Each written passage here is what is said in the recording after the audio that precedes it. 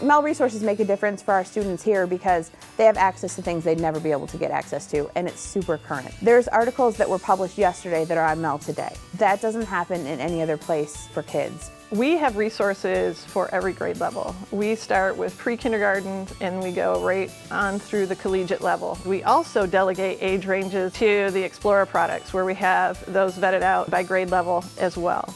When we sequence our plans, we teach them what is a source. Where do you get sources of information? And so when we use the MeL databases, that's all there. And all those buzzwords that you have for research, you can use that as a tool to teach them all of those things.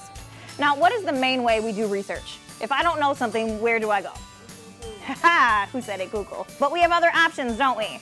Explorer. When we go to MeL, we know that we have credible, reliable resources.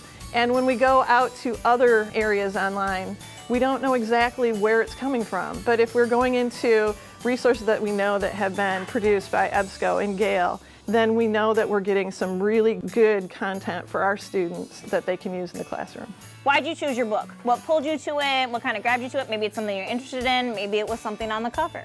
One of our partners would go pick a book, and then we would skim through the book to look and see any keywords. Then we would get on the computer. Most of us went to Explorer and look up facts about the person that we had got. We think it's important for kids to understand how information is produced in the world, and how it's disseminated on the internet is really important. So teaching kids that really makes a difference. If I can use MeL to do that work, then I've done important work. We did a biographical report and we had to pick a person, and I chose Ida B. Wells, and I used the Explorer to find all my facts. If an educator is not taking advantage of the MeL resources, I would urge them to explore and find out what works for them and their set of students, because having that many resources at your fingertips, you can't replace, because you have the power to then empower your students to go find those facts and information.